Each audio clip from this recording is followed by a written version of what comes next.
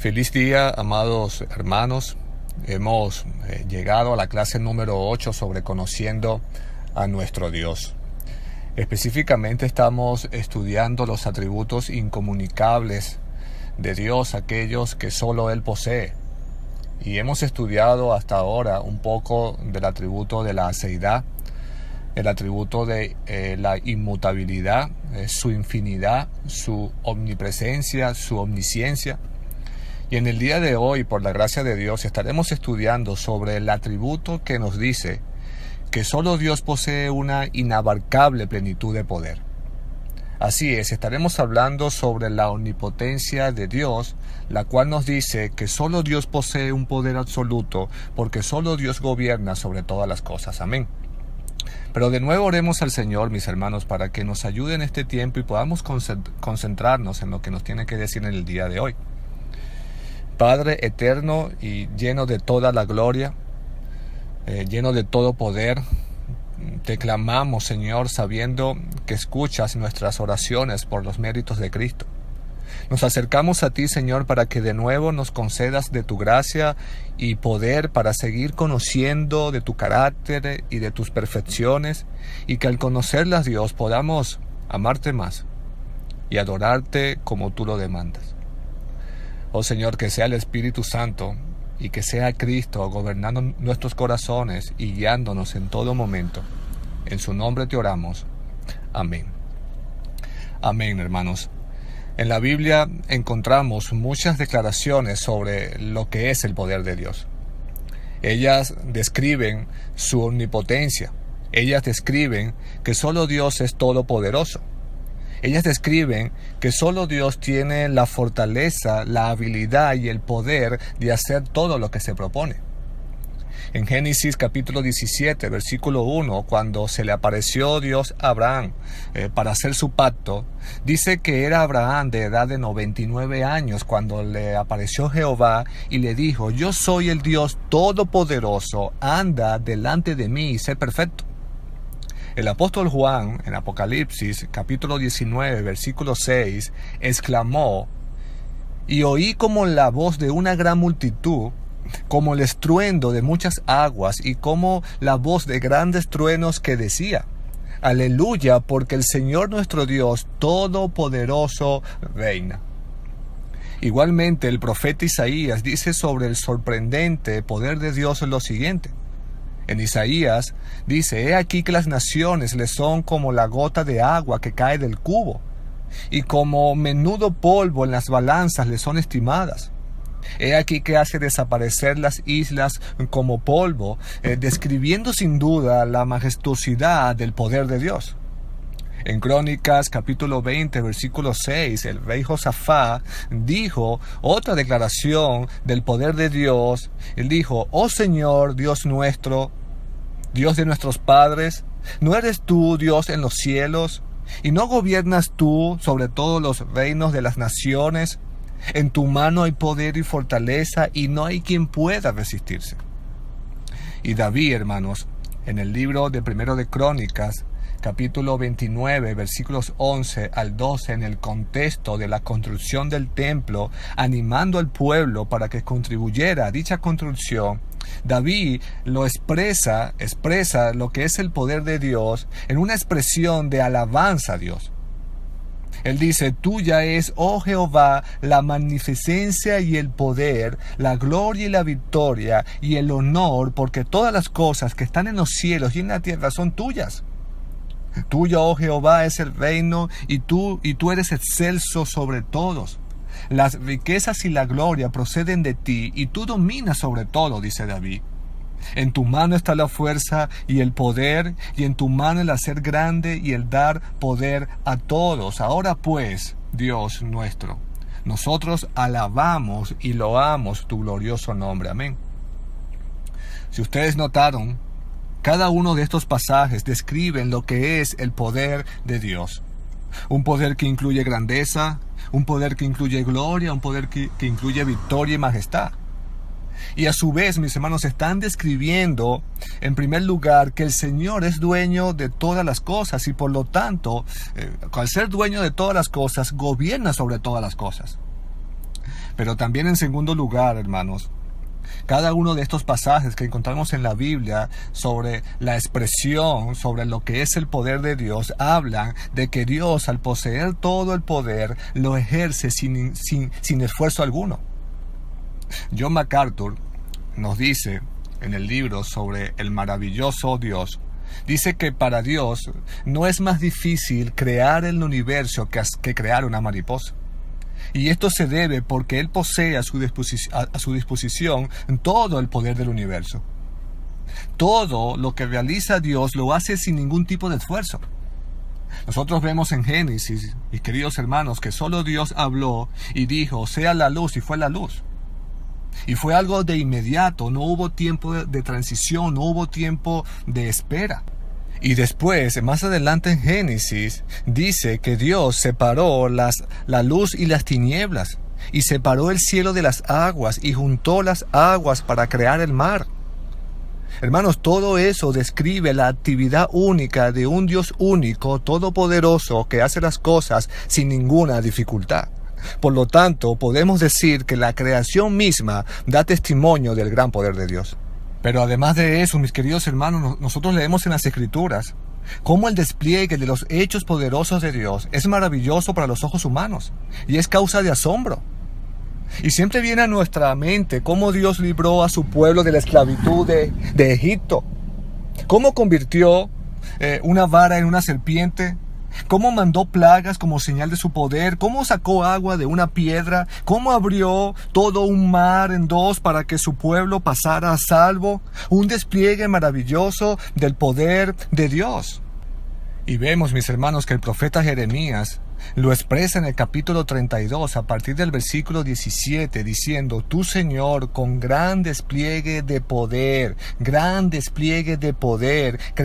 el cielo y la tierra y nada hay imposible para ti. Oh Dios grande y poderoso, tu nombre es Señor Todopoderoso. Tú eres grandioso en tus planes y poderoso en tus obras, dice Jeremías. Tú ves todo lo que hacen los hombres y das a cada uno lo que merecen sus acciones. Tú hiciste milagros y señales en Egipto y aún hoy lo sigues haciendo en todo Israel como entre todos los hombres. De manera que tu nombre se ha hecho famoso. Tu gran despliegue de poder, de nuevo allí, mis hermanos. Sacaste de Egipto a tu pueblo haciendo milagros y señales y llenando de terror a todos. Hermanos, cada uno de los hechos poderosos de Dios nos debería llenar de asombro y nos debería llevar a postrarnos delante de Él en adoración. Pero por otro lado, este atributo en tercer lugar nos dice que la omnipotencia de Dios es su habilidad para hacer que suceda todo lo que Él quiere. Todo lo que se propone Dios, Él lo cumple. Él no falla. Por ejemplo, mis hermanos, nuestros deseos pueden ser más extensos que nuestro poder. ¿Y qué significa esto? Que nosotros podemos desear muchas cosas, pero no tener el poder de hacerlos. Bueno, mis hermanos, con Dios no es así. Él hace lo que Él quiere. Dice en Isaías 46:10 que Dios anuncia lo por venir desde el principio y desde la antigüedad lo que aún no era hecho, que dice mi consejo permanecerá y haré todo lo que quiero. En otras palabras, mis hermanos, Dios nos está diciendo que siempre hará lo que se propone para hacer. ¿Por qué? Porque tiene la capacidad de un poder infinito para ejecutarlos. ¿Escuchaste eso? Dios tiene un poder infinito para hacer lo que Él se propone. Y esto nos dice algo bien interesante y algo bien fabuloso para nosotros, porque si Dios nos da consejos eternos en su palabra, hermanos, nosotros debemos creer que Él tiene el poder de ejecutarlos. Si Dios nos ha dado promesas en su palabra, tú y yo debemos creer que Él tiene el poder para llevarlas a cabo. Si Dios ha prometido salvación en Cristo Jesús, debemos creerles que a pesar de nuestro pecado y a pesar de nuestra maldad, Él tiene el poder de librarnos de ellas en el poder de Cristo Jesús. Solamente tú y yo, hermanos, tenemos que recordar constantemente que Dios habita en los cielos y que todo lo que Él quiso ha hecho, como nos dice el Salmo 115. Y para profundizar un poco sobre este atributo de Dios, cuando hablamos de que Dios es omnipotente, debemos explicar que no solo significa que Él puede hacer todas las cosas que son posibles por su poder, sino también, en cuarto lugar, debemos hablar que solo Dios puede hacer lo que su carácter y sus perfecciones le permiten hacer. Las Escrituras nos enseñan que cuando hablamos de que Dios tiene un poder absoluto, no es que Él tiene la habilidad de hacer absolutamente todo. Y voy a explicar esto, hermanos. ¿Por qué? Porque hay algunas cosas que el Dios omnipotente no puede hacer, escucha, en contra de su propio carácter. Dios tiene todo el poder, por supuesto que sí. Dios tiene el poder absoluto. Pero solo hace y cumple lo que su santa voluntad determina. Solo Dios hace lo que Él le agrada. Dios no puede hacer lo que no le agrada. Tampoco puede hacer aquello que vaya en contra de sus perfecciones. Como lo decía Thomas Watson, que al igual que el sol no puede oscurecerse, Dios no puede ir en contra de su propia naturaleza ni efectuar ninguna acción impura. Por ejemplo, hermanos, Dios no puede mentir, lo sabemos. Dice la Biblia que es imposible que Dios mienta. Dice la Biblia que Él no es hombre para que miente. Eso sería ir en contra de sus mismas perfecciones, de su misma inmutabilidad, de su fidelidad. Como tampoco Dios puede pecar, no solo porque Dios odia el pecado y no es autor del pecado y no hay pecado en Él, sino también porque entonces al hacerlo carecería de poder para evitar la perversidad. Hermanos, si Dios no puede pecar, es debido precisamente a su omnipotencia, a su carácter, a sus perfecciones. Es cierto que Dios en su providencia permite los pecados de los hombres, pero es para mostrar su justicia al castigarlo y mostrar su misericordia al perdonarlo. Así es. Entonces, podemos concluir que la omnipotencia de Dios nos enseña, según lo que vimos o lo que hemos visto, que Dios, al tener todo el poder, es dueño de todas las cosas. Y por lo tanto, gobierna sobre todas las cosas.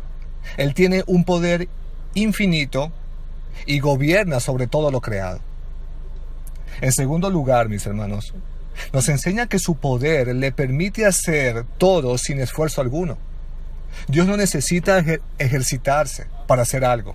Él lo hace todo sin preparación y sin ninguna dificultad. En tercer lugar, mis hermanos, nos enseña que Dios tiene el poder, la fortaleza y la habilidad de hacer que suceda todo lo que se propone.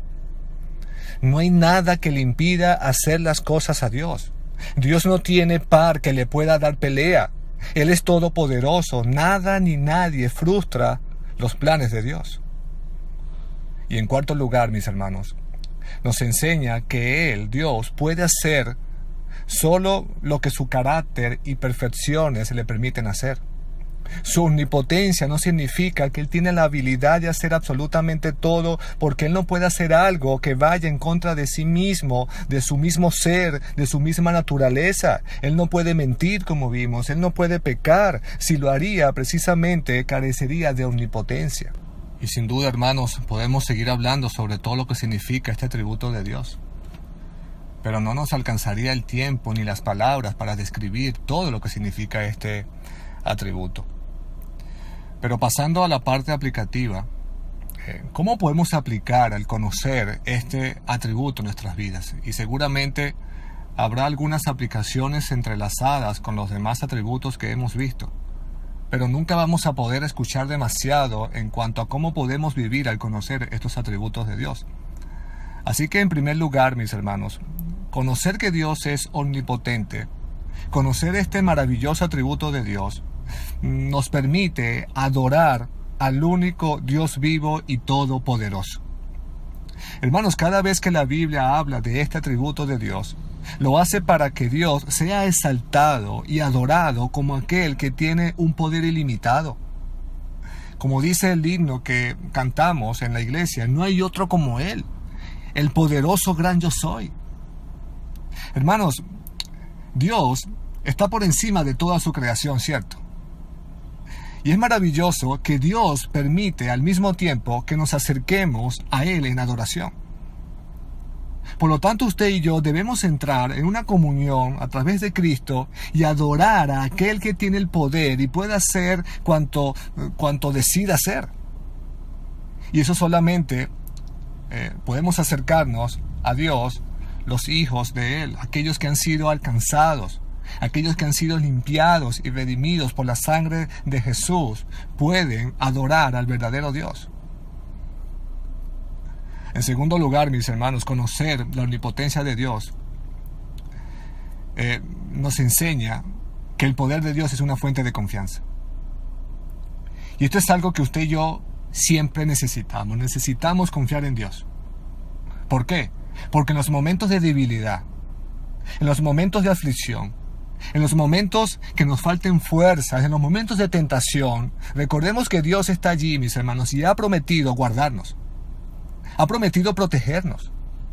Ha prometido darnos de su poder para llevar a cabo todo lo que Él nos manda.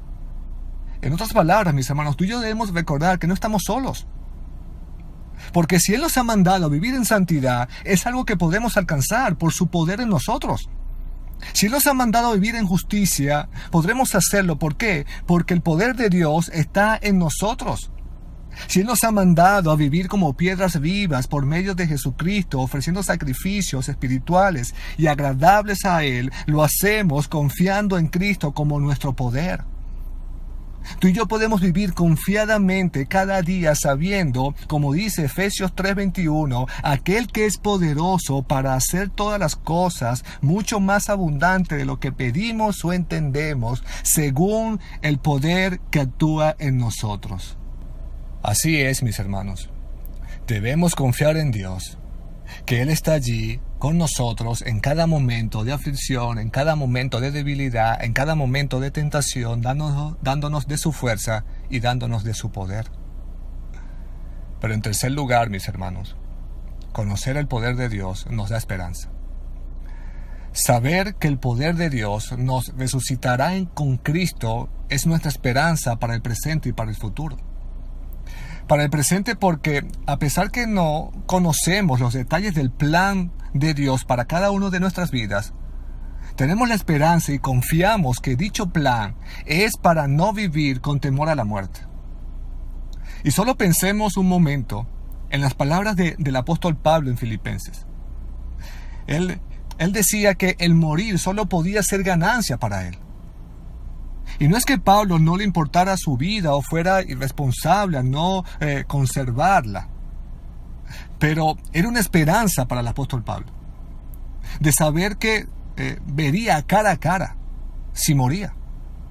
Y esto nos enseña a nosotros, hermanos, que tú y yo debemos dedicar nuestras vidas a Dios y a no sentirnos intimidados delante de la muerte. Así vivía el apóstol Pablo, sin temor a la muerte, porque sabía que vería cara a cara a su Señor. Y esa es la esperanza para el futuro. Porque precisamente la ganancia del apóstol Pablo y la ganancia de nosotros es que veremos a Cristo, hermanos. Seguramente cuando Pablo pronunció estas palabras, pensó en el gozo de estar en la presencia de Cristo.